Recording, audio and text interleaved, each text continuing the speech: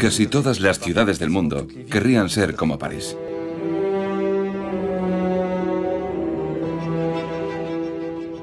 Berlín adoptó una política opuesta a la de París y bastante más moderna.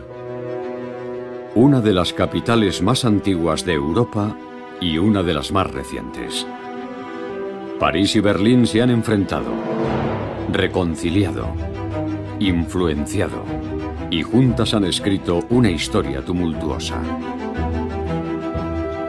París-Berlín. Destinos cruzados. Su rivalidad hizo evolucionar a ambas capitales y creó las dos ciudades que hoy conocemos. Durante 4 siglos, París y Berlín han crecido una frente a otra. La idea era, esta ciudad es un paraíso en el que podrás forjarte una carrera. Haussmann era un cirujano loco. Diseñó una auténtica red, un sistema poderoso, inteligente y muy bien pensado.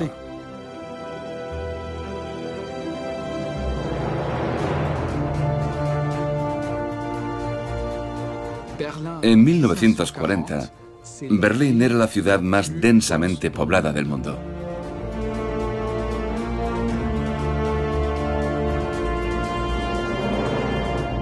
En Berlín aún te puedes construir un porvenir, mientras que en París ya está todo construido. Cara a cara. 1870-1921. Nacionalismo francés contra imperialismo prusiano. La rivalidad entre París y Berlín continúa aumentando. Eugène Haussmann y James Hobrecht someten a ambas capitales a una perpetua metamorfosis. París ha cambiado de fisonomía con la apertura de grandes avenidas. Y Berlín se ha convertido en una capital industrial dispuesta a superar a su competidora. Bismarck y Napoleón III conducirán a ambas ciudades a un nuevo enfrentamiento.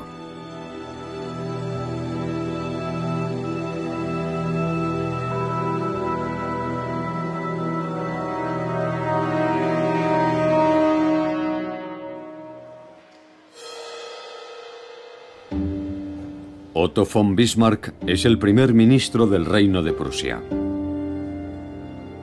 El mandatario que en 3 guerras contra Austria, Dinamarca y Francia creará el Imperio Alemán.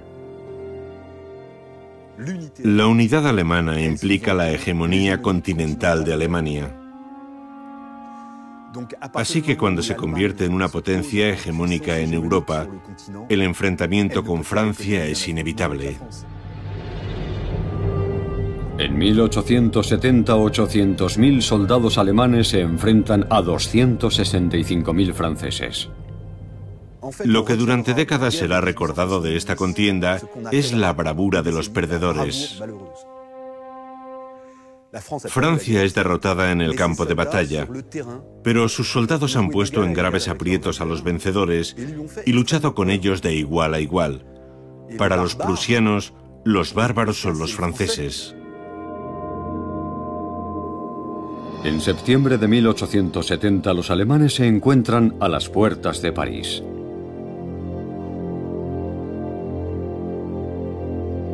Para afrontar el largo asedio que se avecina, cuentan con la ayuda de Alfred Krupp y sus temibles cañones presentados en París 3 años antes en la Exposición Universal de 1867.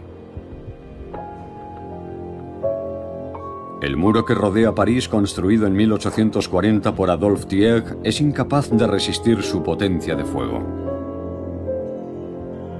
Desde una posición ventajosa, los cañones de Krupp bombardean la ciudad a una media de 2 proyectiles por minuto. Su alcance eficaz supera los 2 kilómetros.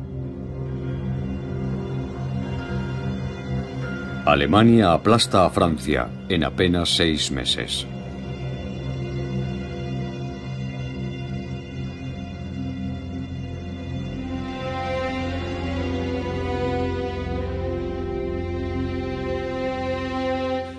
Una forma de humillar a Francia es ocupar el lugar en el que se materializa el esplendor francés, es decir, la ciudad de Versalles.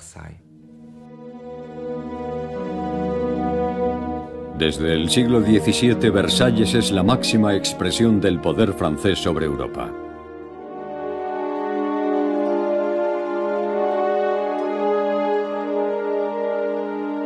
Los techos de la Galería de los Espejos narran las conquistas de Luis XIV sobre las provincias del Sacro Imperio Romano Germánico, territorios que en su mayoría formarán parte de la Nueva Alemania. Es aquí donde nace el Imperio Alemán, incluso antes de la firma del armisticio con Francia.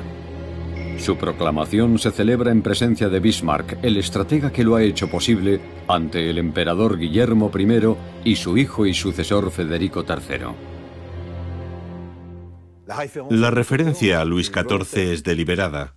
La división del Sacro Imperio Romano Germánico, que tanto beneficiaba a la supremacía francesa, por fin ha terminado. El Imperio Alemán recupera algunas de las conquistas de Luis XIV al este de la frontera francesa.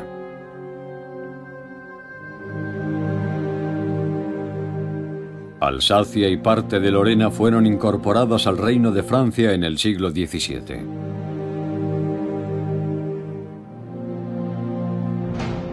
Pero 2 siglos más tarde regresan a Alemania. Una anexión que culmina la constitución del imperio y colma los anhelos de Otto von Bismarck. La unidad ya es una realidad.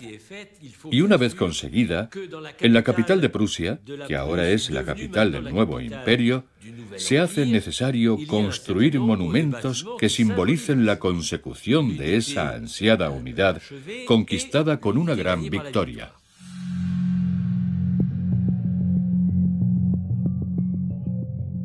El más importante, inaugurado en 1873, es la Columna de la Victoria.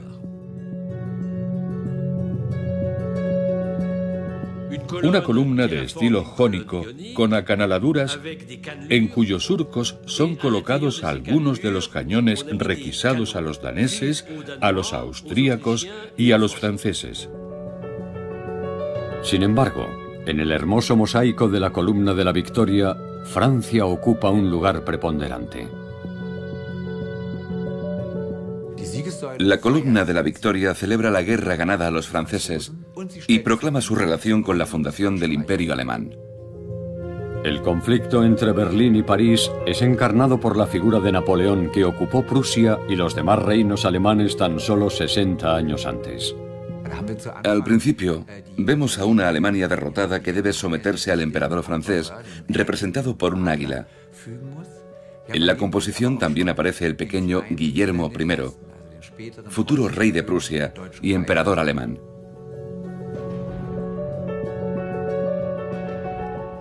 En una esquina destaca la imagen del diablo, que curiosamente tiene el rostro de Napoleón.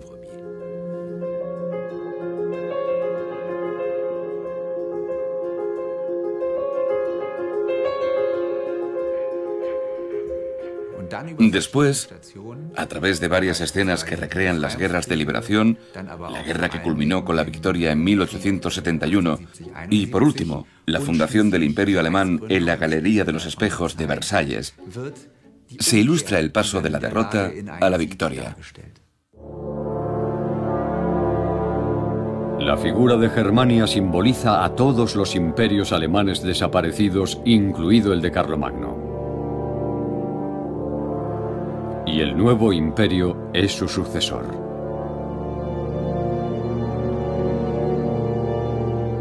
La columna es coronada por una enorme estatua dorada de la diosa Victoria. Alemania se ha situado a la cabeza de Europa, y según los berlineses, por mucho tiempo.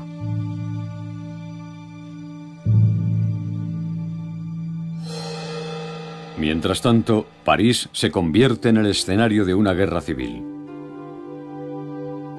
La Francia de Versalles es desafiada por la Francia de la llamada Comuna de París.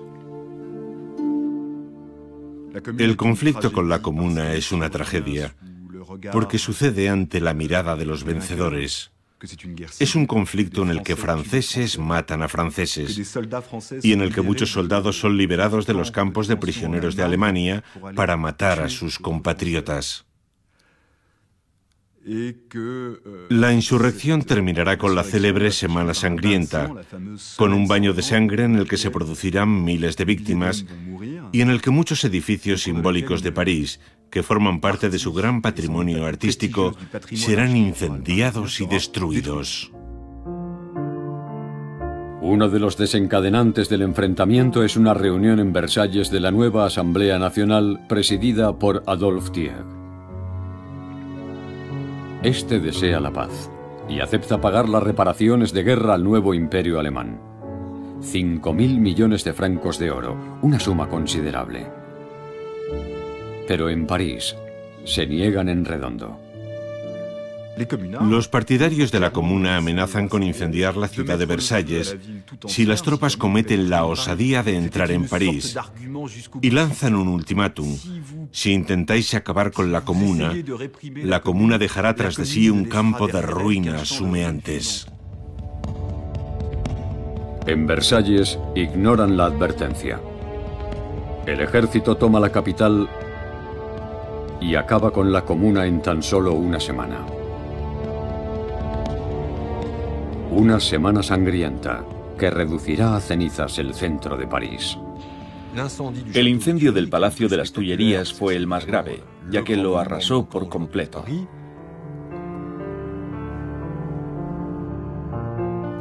También ardieron el Consejo de Estado y el Tribunal de Cuentas. Y símbolos de la sociedad burguesa, como el Palacio de la Legión de Honor.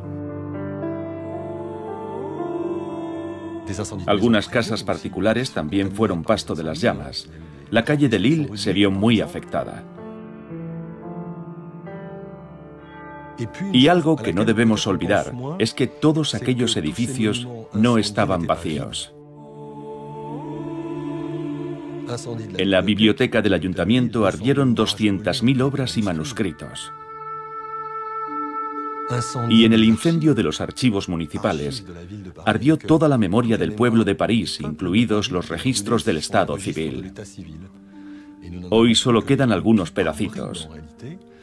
La Comuna destruyó la memoria de los pobres, la memoria de todo un pueblo. La fachada del ayuntamiento, un palacio renacentista del siglo XVI, será reconstruida. Sin embargo, su contenido artístico es irrecuperable. El Palacio de las Tullerías fue erigido por el arquitecto renacentista Philibert Delorme. Napoleón III había iniciado las obras para unirlo al Palacio del Louvre, pero su esplendor es devorado por las llamas. El Palacio de las Tullerías, seguido por el Louvre, era el edificio más hermoso de París y la residencia principal de los reyes franceses.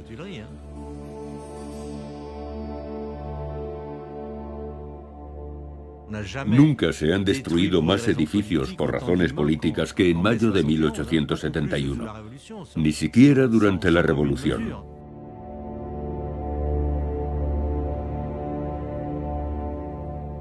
Más adelante tratarán de justificar los incendios, diciendo que solo pretendían retrasar el avance de las tropas de Versalles.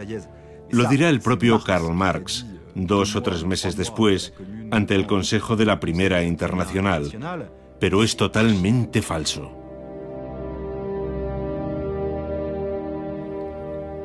La destrucción, breve pero muy violenta, deja estupefacta a toda Europa, que había desfilado por París con motivo de las Exposiciones Universales de 1855 y 1867, para ver la Ciudad de la Luz, la ciudad más bella del mundo. De pronto los periódicos anuncian que los locos franceses están destruyendo su capital.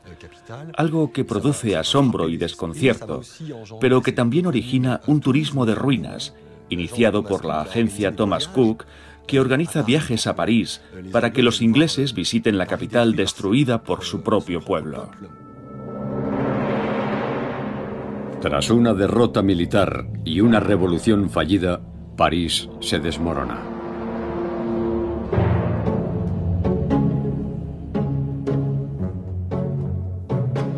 Berlín, en cambio, se viste de gala. Es la época de los Guillermos, el abuelo y el nieto. La capital de Prusia se convierte en la capital del Imperio Alemán.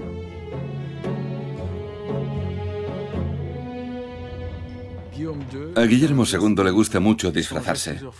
Se cambia de traje varias veces al día y comienza a disfrazar sus edificios. ¿Para qué? Sin duda alguna, para legitimar su poder. Lo que Karl Friedrich Schinkel construyó 50 años antes es considerado ahora demasiado austero. Así que la pequeña catedral es reemplazada por otra más monumental acorde con el poder del Imperio Alemán. Poco parece importar que altere la armonía del popular jardín de recreo de Berlín, o que rompa el equilibrio conseguido por el gran arquitecto entre el viejo palacio, el nuevo museo y una catedral de proporciones modestas. La nueva catedral zanja el tema de la vieja rivalidad. Sus casi 115 metros de altura eclipsan a los 101 de la iglesia del Domo de los Inválidos de París. La capital francesa se ha convertido en el modelo a superar. La isla de los museos nace con el objetivo de superar al Louvre. Debe contar con 5 museos, lo que obliga a construir 2 nuevos que se añadirán a los 3 que ya existen. Los conservadores de los museos de Berlín establecen una especie de contrato con las familias ricas diciéndoles: nosotros les aconsejaremos en la compra de cuadros y estatuas, y ustedes nos proporcionarán fondos para que podamos adquirir obras para nuestras exposiciones. Y es así como surge en Berlín un ambiente artístico extremadamente abierto, cosmopolita, muy sensible a las nuevas formas artísticas. Y en particular a una nueva escuela a la que le está costando mucho afianzarse en Francia, la escuela impresionista. Los primeros museos públicos que compran cuadros impresionistas son los museos ubicados en Berlín. La rivalidad con París impulsa a la capital alemana a hacerlo mejor y mucho más grande.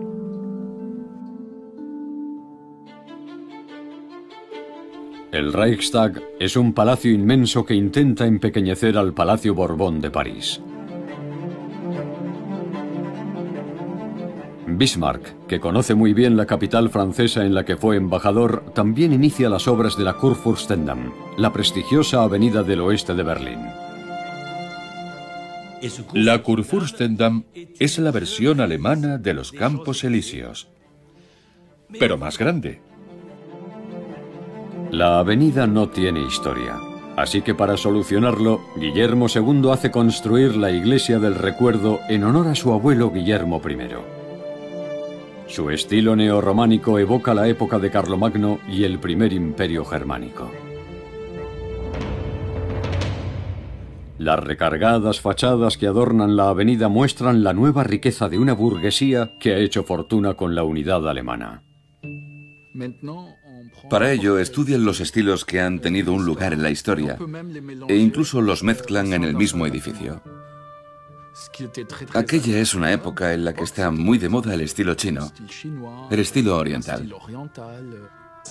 La burguesía desea mostrar su nuevo estatus en la sociedad y lo hace a través de una prolija ornamentación en las fachadas y también en los interiores.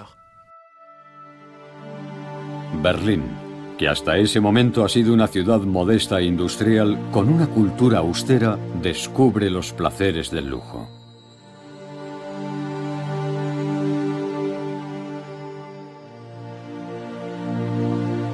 Es el fin de la ciudad de mediados del siglo XIX, cuando todas las clases sociales vivían en los mismos barrios y compartían los mismos edificios, los sobrecargados cuarteles de alquiler. La gran burguesía se aleja del centro urbano. Primero se dirige a los lujosos edificios de Charlottenburg. y luego a las verdes afueras de Grunewald, en donde se instalan los más adinerados, huyendo de las molestias del núcleo industrial.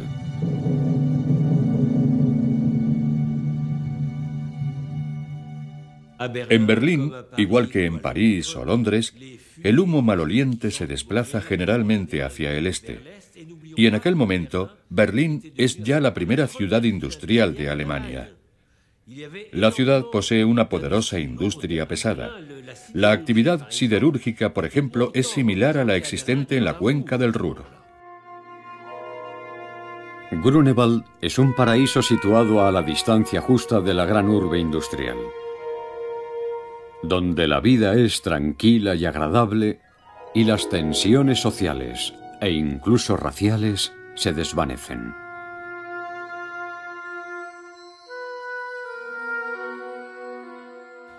Aquellos pequeños núcleos situados a las afueras de la capital industrial se convierten en ciudades homogéneas que acogen a un grupo muy selecto de berlineses. Y una de las características más destacadas es que en estas urbanizaciones a nadie le preocupa que seas judío. A sus habitantes les da igual cuál sea tu origen. En este vasto espacio de libertad, cada cual construye su casa siguiendo sus propios deseos sin que nadie le imponga un estilo concreto. Inmensas residencias comienzan a ver la luz. En pocas décadas el movimiento se extiende hasta Wannsee, aún más hacia el oeste. Allí se instalan los más adinerados, suscitando la envidia y también el resentimiento de aquellos que no pueden abandonar el centro de la gran ciudad industrial. Sus habitantes pierden el contacto con la vida real. Dejan atrás los enfrentamientos, las tensiones, las obligaciones y el nerviosismo que provoca el entorno urbano. Y esta separación de la ciudad entre ricos y menos ricos tendrá unas consecuencias sociales muy importantes. Será el campo de cultivo de una lucha de clases encarnada en la construcción.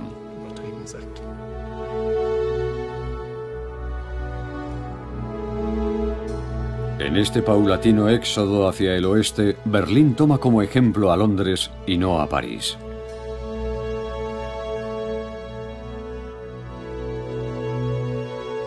La ciudad de la luz efectúa un movimiento inverso. En vez de abandonar la capital, la burguesía retorna al centro. Un fenómeno que no pudieron detener ni la guerra de 1870 ni el levantamiento de la Comuna de París. Apenas 4 años después de la derrota, París inaugura con gran pompa el Palacio Garnier. Las reparaciones de guerra han sido satisfechas íntegramente el año anterior. Francia se recupera de la tragedia de 1870 con una facilidad sorprendente. Francia se recupera tan rápido porque paga los 5.000 millones de francos de oro antes de la fecha fijada. Por eso la historia considera a Thiers como el salvador de la nación. Y por eso hay 93 calles en toda Francia que llevan el nombre de Adolphe Thiers. Porque es él quien libra a los franceses de la opresión alemana antes de lo previsto, al saldar esa deuda monstruosa. Francia es un país rico, dinámico, que camina hacia adelante y que tiene una confianza ciega en el futuro. La Ópera Garnier, cuya construcción fue promovida por Napoleón III, se convierte en el templo de la nueva burguesía de la Tercera República. Las cicatrices de la guerra civil van borrándose del centro de París. En menos de 10 años, casi todos los edificios incendiados por la Comuna son rehabilitados siguiendo el diseño original. El Ayuntamiento, el Tribunal de Cuentas, el Palacio de la Legión de Honor, la calle de Lille, el Ministerio de Finanzas, todo es reconstruido. Salvo el Palacio de las Tullerías.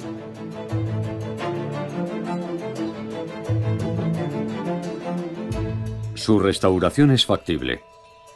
Pero la nueva república decide demoler el palacio habitado por reyes y emperadores para dejar el pasado definitivamente atrás. Sería necesario reconstruir muchos elementos, pero aún quedan piedras calcinadas y la estructura ha resistido. Sin embargo, la joven república ha convertido a su presidente en una marioneta, sin el protagonismo que alcanzará en la Quinta República. No necesita un palacio, así que lo instalan en un palacete bastante discreto, muy alejado de la monumentalidad del ayuntamiento y el parlamento de la Plaza de la Concordia, las sedes del nuevo poder republicano. El presidente es solo un adorno, que hace superflua la reconstrucción del Palacio de las Tullerías. Y es así como la República reafirma su promulgación en el espacio, con este vacío monumental. El desaparecido palacio, el gran centro del poder, es sustituido por el Jardín de las Tullerías. Una forma de indicar que el totalitarismo ya es cosa del pasado. La nueva Francia prefiere mirar al futuro, algo que proclama a los cuatro vientos a través de la organización de 3 exposiciones universales separadas por un corto intervalo de tan solo 11 años. La exposición de 1878 pone de manifiesto la recuperación de la patria vencida. Es una forma de decir al mundo: nos hemos recuperado. A partir de ahora tendréis que volver a contar con nosotros. La Exposición Universal de 1889 demuestra el triunfo de la República. París es la ciudad del movimiento eterno, la ciudad moderna, la ciudad de la luz por excelencia. Y eso es lo que proclama la exposición de 1900. París es el faro de la civilización. Europa veía a Francia como un país derrotado y humillado. Pero París aparece ante todos como la capital de una nación llena de recursos que ha resurgido de sus cenizas. París era una ciudad arcaica y superpoblada demasiado pequeña para abordar los desafíos de la época. Pero en apenas 40 años se transforma en una metrópoli europea y en una capital industrial de primer orden. En una ubicación ideal para el comercio del lujo y también para las empresas tecnológicas. En el París de intramuros está Citroën, está Delahaye, está Rosengart, está Poire y Levasseur. Su industria automovilística destrona a la de Inglaterra y Alemania. En 1880, en todo el mundo, 1 de cada 2 coches de lujo es francés. En el distrito 15 hay fábricas de dirigibles y las primeras fábricas de aeroplanos, que regentan los hermanos Farman y los hermanos Boissin. Su industria ya es comparable a la de Berlín. La población de París aumenta al mismo ritmo que su actividad. En 1913 alcanza los 2.900.000 habitantes, 1 millón más que en 1870. Berlín no se queda atrás. Su vertiginoso crecimiento industrial es un poderoso imán que atrae a 300.000 nuevos berlineses cada 10 años. Los inmigrantes acuden a Berlín seducidos por la siguiente idea: esta ciudad es un paraíso en el que podrás forjarte una carrera. Está llena de posibilidades. Hay tal expansión y tantos cambios cuantitativos. Los horizontes son casi incontables.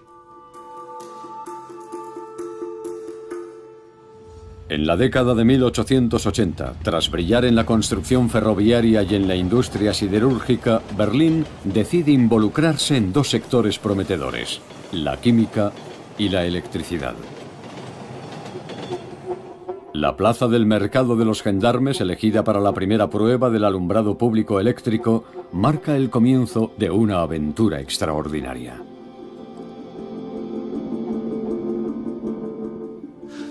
En esa época, en todas las ciudades se utiliza el alumbrado de gas, pero Berlín da un paso decisivo y consigue iluminar un barrio entero con luz eléctrica, que es mucho más potente, más homogénea e incluso más barata.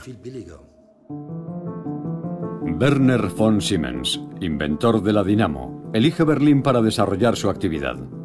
Lo mismo hace Emil Rathenau, fundador de AEG y artífice de la adquisición de diversas patentes de Thomas Edison.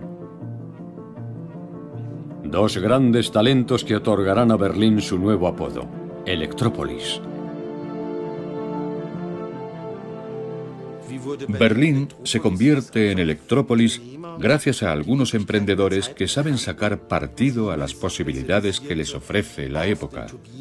Siemens se especializa en la fabricación de turbinas eléctricas y se convierte en un líder mundial. Hoy sigue ocupando un lugar preponderante. Y AEG se dedica a mejorar el alumbrado eléctrico perfeccionando el diseño de la bombilla.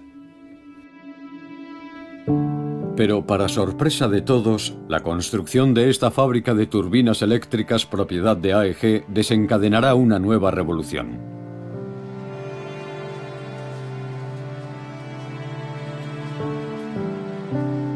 AEG contrata como asesor artístico a un arquitecto de gran talento, Peter Behrens. Y este muestra su genio ya en su primer trabajo. La construcción de su fábrica insignia, la nave de turbinas. Un edificio que convierte en un inspirador templo de acero y cristal. Nadie antes ha fusionado de manera tan artística industria y arquitectura.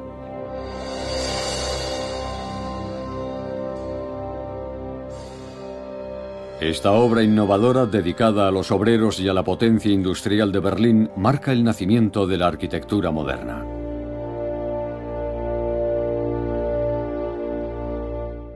Behrens no solo se dedica a la construcción, también crea el logotipo de la empresa que adopta la forma hexagonal de los panales de las abejas. Y se ocupa del diseño de todos sus productos.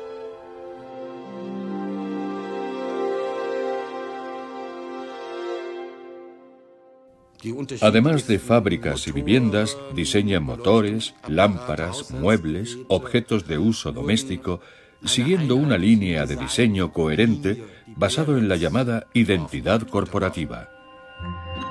Peter Behrens es el primero en plasmar la idea de que los productos industriales deben intentar aunar diseño y función.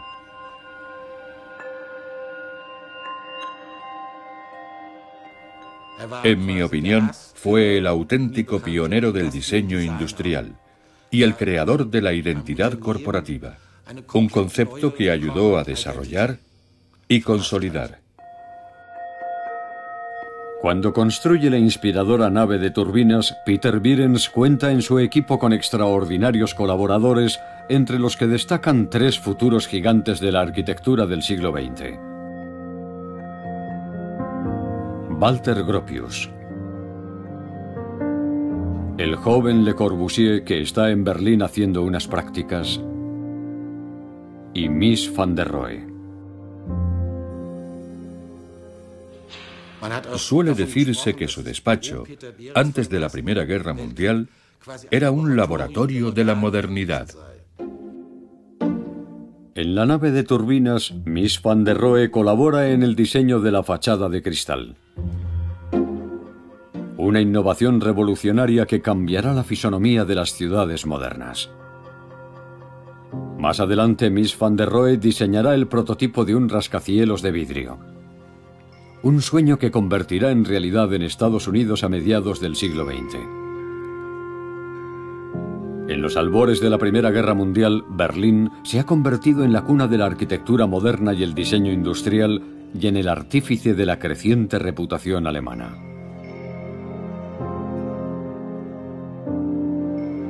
No sucede lo mismo en París, que abre las puertas del siglo XX con muchas dificultades.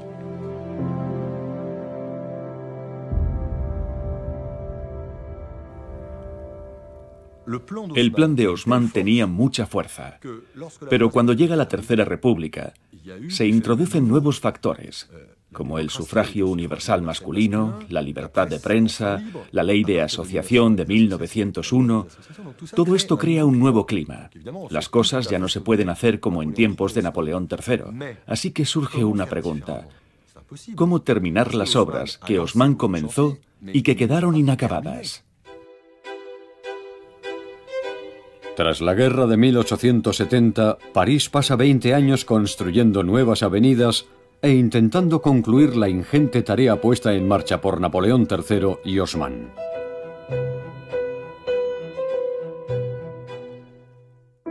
Pero un buen día, un tornillo suelto gripa este fantástico engranaje. Un tornillo que podría provocar la desaparición de un magnífico barrio e incluso afectar al edificio de la Academia Francesa. La popular calle de Rennes es la primera en provocar una oposición insuperable. La calle de Rennes va desde la estación de Montparnasse hasta el Boulevard Saint-Germain, y allí se detiene. Sin embargo, la administración decide que la nueva avenida debe cruzar el Boulevard Saint-Germain y atravesar el Sena. Da igual que para conseguirlo haya que sacrificar este hermoso barrio. El proyecto de prolongación termina despertando un rechazo total. ¿Cómo van a atreverse a demoler un barrio tan hermoso? La calle Jacob, la calle Bonaparte, todas esas calles plagadas de edificios de los siglos XVII y XVIII. Los periódicos, los intelectuales, los fotógrafos y académicos, todos proclaman que un lugar tan bonito debe permanecer. Y la administración no consigue comprar todas las casas del trazado para poderlo realizar. Todos sus planes se detienen de golpe e inesperadamente el sistema haussmanniano tropieza. Como testimonio de este primer fracaso, la calle de Rennes comienza en el número 48. Es ahí donde se detiene el gran proyecto de Haussmann y de su sucesor, Jean-Charles Alphand.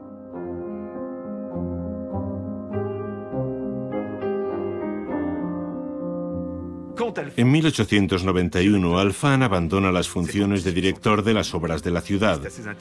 Y lo más curioso es que Haussmann y el propio Alphand mueren precisamente ese año, el año del fin, el de la claqueta final. La democracia y el auge de la alta burguesía ya no son compatibles con los edificios haussmannianos a los que la prensa compara con un desfile de soldados. En la década de 1890, Haussmann es muy criticado por su militarismo estético. Su uniformidad, según los críticos, da a sus edificios el aspecto de cuarteles. La ciudad va soltando lastre poco a poco, se hace más tolerante y permite la construcción de miradores prominentes, torres en lo alto de las esquinas y una alineación menos rígida.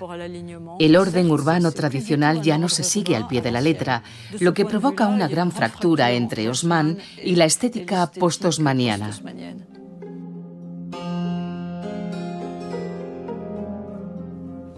El gran sueño aristocrático se difumina en la nueva sociedad burguesa, cuya expansión provoca la proliferación de costosos inmuebles. La sucesiva alineación de tanta riqueza produce una visión pomposa y recargada que se volverá en contra de esta arquitectura, considerada por los teóricos del movimiento moderno como la encarnación del horror. Le Corbusier y la escuela Bauhaus encabezarán el discurso anti-ornamentación. En 1898, casi 3 décadas antes de que Le Corbusier presente su audaz concepto de la fachada libre, se crea el llamado concurso de fachadas, en el que se prima el color y el uso de materiales cerámicos, esmaltes y metales. Se buscan formas innovadoras, juegos de luz, entrantes y salientes. También se ponen de manifiesto las referencias a los grandes estilos de la historia de Francia y cierta curiosidad por las técnicas del futuro. Con este inmueble de la calle Danton, premiado en el concurso de 1903, el hormigón armado hace su aparición en el centro de París. Su propietario, François Embic, es un pionero de este revolucionario método de construcción. Todo es de hormigón. La fachada es de hormigón, los ornamentos, la estructura, por supuesto, las escaleras, los tabiques. Lo que pretende demostrar es que un edificio de hormigón puede tener la misma ornamentación que uno de piedra.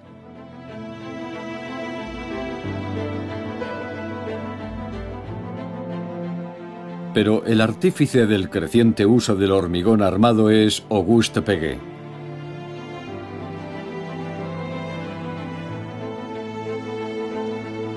Piguet construye el Teatro de los Campos Elíseos con una estructura de hormigón y un interior amplio y abierto que ofrece una gran libertad al espectador. Un grandioso teatro que acoge a la vanguardia de la música y la danza. Y en el que el Art Déco hace una entrada memorable. Sus grandes arcos de hormigón, que recuerdan a los de la estructura de un puente, permiten crear un solo espacio en el interior de la sala. Su arquitectura es semejante a la de los teatros actuales, con un gran patio de butacas inclinado y en la parte superior uno o dos grandes palcos sin columnas. Pero los críticos de la época no dispensan a este teatro la acogida que merece. La sobriedad de su fachada es rechazada de forma unánime, ya que, según ellos, tiene mucho en común con la arquitectura del adversario alemán. Pasan por alto la innovación que representa el hormigón y se centran en su estética. Consideran que la fachada es demasiado rígida y muy similar a la arquitectura alemana. Algo inapropiado teniendo en cuenta que el enfrentamiento franco-alemán continúa latente. Su modernidad es asociada con Alemania porque en ese momento es la nación más moderna. El Teatro de los Campos Elíseos se inaugura en vísperas de la Primera Guerra Mundial. Pero las diferencias entre París y Berlín no son solo políticas, también son estéticas y culturales.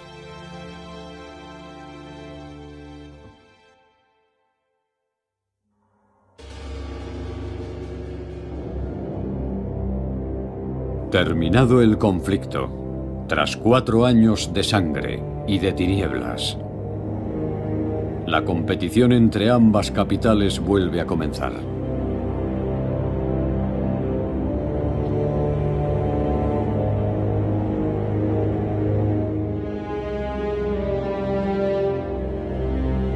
Proclamado el armisticio, Francia y Alemania se reúnen para celebrar la victoria y sancionar al perdedor.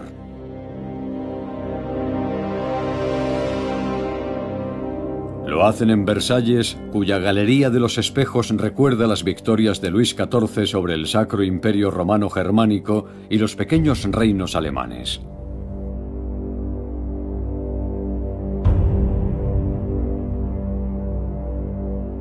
Y donde aún perdura el recuerdo de la humillación de 1871, cuando allí mismo el Imperio alemán fue proclamado sobre los escombros del poder francés.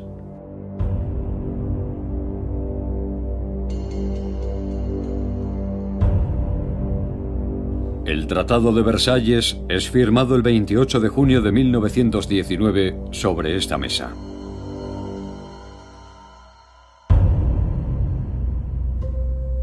Alemania deberá pagar 132.000 millones de marcos de oro en concepto de reparaciones de guerra y perderá el 15% de su territorio. Alsacia y una parte de Lorena regresan a manos francesas.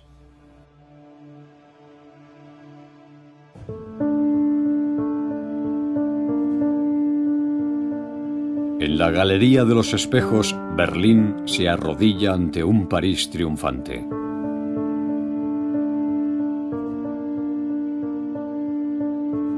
En los comienzos de la posguerra, mientras las sirenas de la Revolución Rusa resuenan en toda Europa, la cuestión social vuelve a ser la principal preocupación.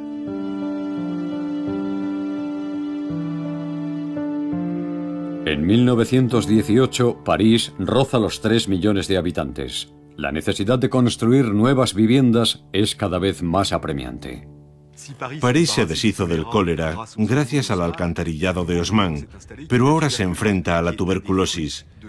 Esta es una de las consecuencias de la superpoblación y el hacinamiento. Hay que proporcionar alojamiento a los obreros, muy presentes en el París de intramuros. Pero la ciudad cuenta con un aliado inesperado. El famoso muro construido por Adolphe Tieck en 1840 para proteger a la capital del peligro prusiano. Su circunferencia superaba los 34 kilómetros y poseía un radio sin edificar de unos 350 metros. Era una enorme reserva de suelo. El muro había demostrado su ineficacia en la guerra de 1870, así que en 1919, ya en tiempos de paz, las murallas son derribadas. El proyecto inicial es construir paseos con árboles siguiendo las ideas de Alphand. Y crear un gran pulmón anular, rodeado de estadios de fútbol y atletismo, recintos deportivos, piscinas, paseos... Adornado con casinos y clubes para caballeros distinguidos. Bueno, en 1920 no hay lugar para este cliché burgués, así que el proyecto es desechado. Y enseguida surge la idea de realizar un amplio cinturón de viviendas sociales, un generoso programa de construcción de viviendas obreras, modernas y salubres. Y un enorme parque que circundará París. Ese es el proyecto. Viviendas sociales y un inmenso jardín. Pero en el lugar que ocupará este idílico parque, al pie del muro, hay una inmensa barriada de chabolas que ocupa la llamada zona no edificable. La construcción de viviendas está terminantemente prohibida, pero ello no ha impedido que proliferen las chabolas. En 1919, 70.000 parisinos viven aquí. Sus habitantes son calificados como arrabaleros y el lugar donde viven como un arrabal. La llamada zona no edificable es un compendio de viviendas precarias, amontonadas sin orden ni concierto y levantadas sin tener en cuenta ninguna norma de urbanismo, pero es el refugio de la población más desfavorecida. Los ropavejeros, por ejemplo, después de peinar la capital, dejan sus hallazgos en los terraplenes de las antiguas murallas, o mejor dicho, en la zona. Por eso los mercadillos de París se encuentran en la periferia, en las puertas de Clignancourt, Montreuil o Bambe. En el fondo, los ropavejeros que rebuscan en la basura y sus compañeros de infortunio han sido empujados fuera de la ciudad para que la burguesía no vea expuestos los desechos de su plácida existencia. Realizar el gran parque alrededor de París exige expulsar a los arrabaleros. Una tarea cara y compleja que obliga a posponer el proyecto. Las viviendas sociales, conocidas como HVM o casas baratas, serán construidas en el solar que ocupaban las murallas. En el espacio que han dejado libre los muros se construyen edificios nuevos, pero a su lado continúan amontonándose las chabolas cubiertas por lonas y cartones, un paisaje urbano inaudito. Nadie quiere vivir allí, salvo los que no tienen más remedio. Con las chabolas justo al lado. El camino que circundaba las fortificaciones será ocupado por los bulevares de los mariscales, unas avenidas que rodearán París. Las fachadas de ladrillo rojo de los inmuebles levantados en su trazado marcarán el paisaje del extrarradio. Más de 20.000 viviendas son construidas durante la década de 1920. La gente va viniendo poco a poco porque la crisis de la vivienda es entonces muy fuerte. Pero desde el punto de vista de la eficacia urbanística, la operación es un fracaso. Para Le Corbusier son los 33 kilómetros de la vergüenza.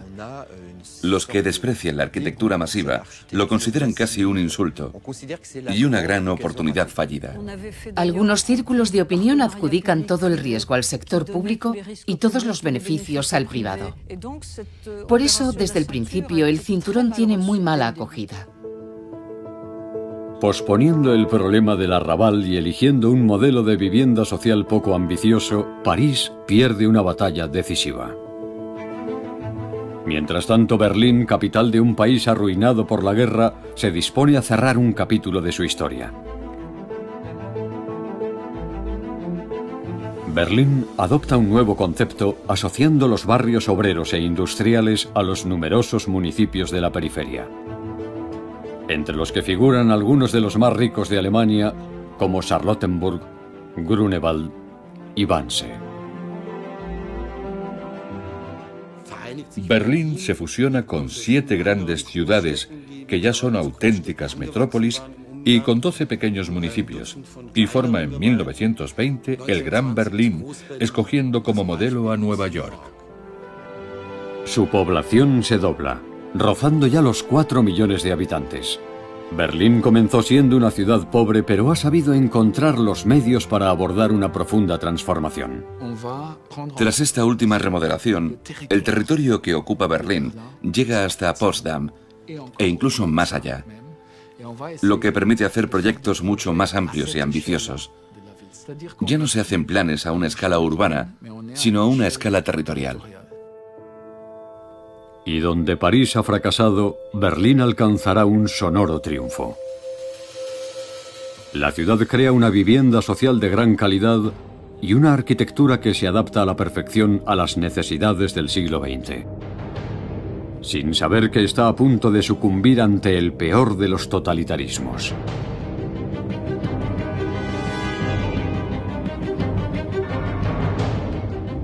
La rivalidad entre Berlín y París rozará los límites de la paranoia y se convertirá en una cuestión de vida o muerte.